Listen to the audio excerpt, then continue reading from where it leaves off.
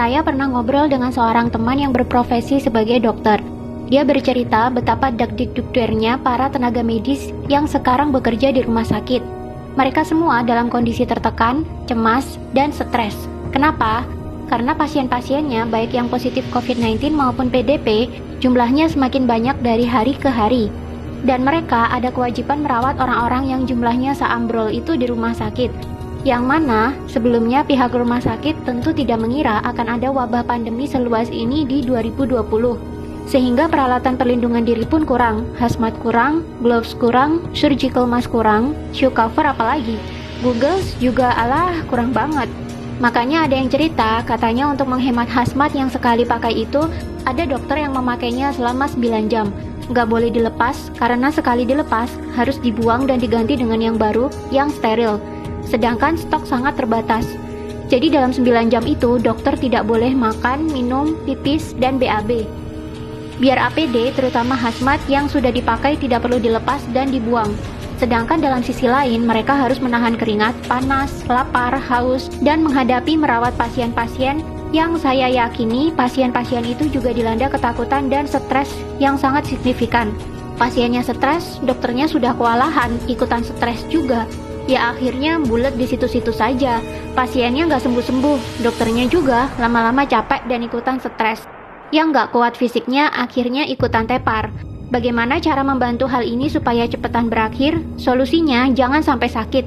Saya di awal sudah sangat tidak setuju dengan masifnya media-media mainstream yang bolak-balik memberitakan angka penderita COVID-19 setiap saat, memberitakan jumlah korban meninggal, memberitakan korban meninggal yang jenazahnya ditolak, memberitakan warga dan tenaga medis yang diusir dari kampung atau kompleks akibat COVID-19, dan masih banyak lagi. Apakah ada media yang memberitakan bahwa banyak penyakit-penyakit lain yang sudah biasa kita temui di kehidupan sehari-hari sebenarnya justru lebih mematikan? Coba Anda lihat data berikut ini. Penyakit kanker setiap tahunnya membunuh 8,9 juta jiwa. Berarti dalam setiap bulan ada sekitar 741.600 lebih manusia yang meninggal. COVID-19 sejak jadi pandemi hingga April 27, 2020 membunuh hanya 198.842 jiwa saja. Silakan Anda cek sendiri di situs resmi WHO. Padahal, COVID-19 baru jadi pandemi dimulai sejak Januari 2020.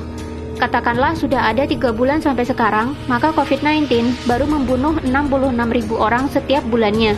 Jumlahnya loh, cuma 8,9% dibandingkan dengan kematian akibat kanker.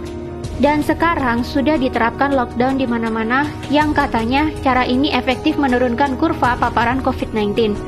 Walau sebenarnya kalau saya lihat skema lockdown juga curiga sih. Hehe. Karena akibat lockdown gini, masyarakat justru semakin takut dan ekonomi mandek. Kantor dan toko yang buka dipaksa tutup. Orang jadi nggak punya penghasilan. Karyawan dipotong gajinya. Pengusaha banyak yang bangkrut. Pemerintah jadinya harus sedia banyak dana, selain untuk kebutuhan medis, tapi juga untuk stimulus ekonomi dan bantuan warga terdampak PSBB, supaya orang-orang tidak kelaparan akibat tidak bisa cari nafkah. Kalau nggak ada dana, ya hutang dong. Namanya penyakit, itu kalau nggak sembuh, ya meninggal dunia. Kalau kita lihat data, yang meninggal hanya 6,9% saja dari yang terpapar. Berarti yang 93,1% kemungkinan sembuhnya tinggi. Ayo melek data, jangan mau otaknya ditakut-takutin media. Media memberitakan COVID melulu, akhirnya cuma menebarkan kekhawatiran dan ketakutan. Orang yang khawatir, takut, was-was, sistem imun tubuhnya malah turun. Akhirnya malah kena penyakit macam-macam.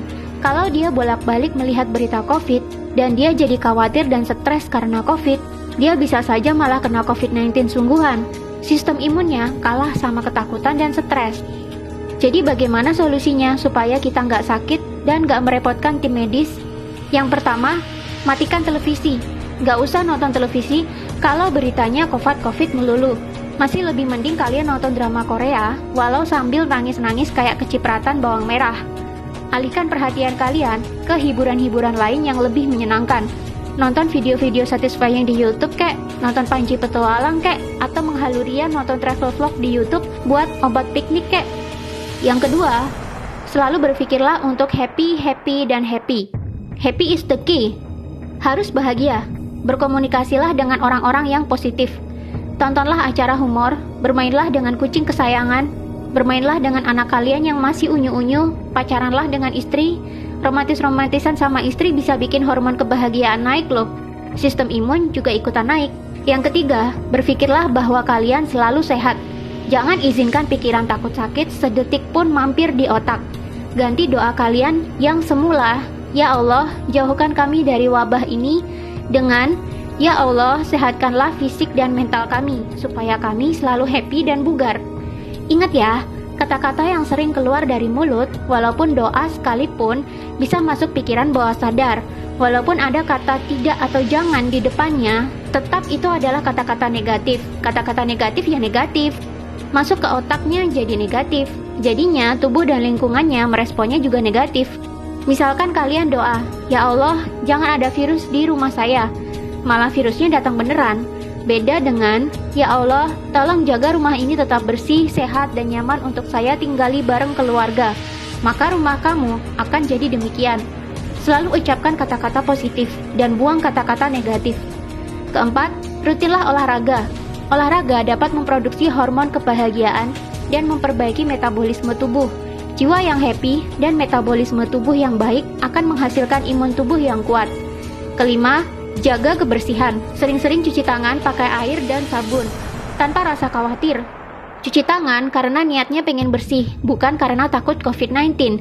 Percuma kamu cuci-cuci bolak-balik sampai pakai sabun dicampur alkohol sekalipun, tapi kalau pemikiranmu isinya takut, dan takut saja, ya resiko tertular COVID-19-nya malah tinggi. Keenam, jaga jarak. Kita mungkin kuat atau kebal, tapi orang lain belum tentu. Mari hargai mereka dengan tidak dekat-dekat dan selalu pakai masker kemana-mana, terutama jika berhadapan dengan orang lain. Intinya adalah bahagia, happy, sehat, pikiran tenang, di bawah slow aja. Jangan sampai kamu masuk ke rumah sakit.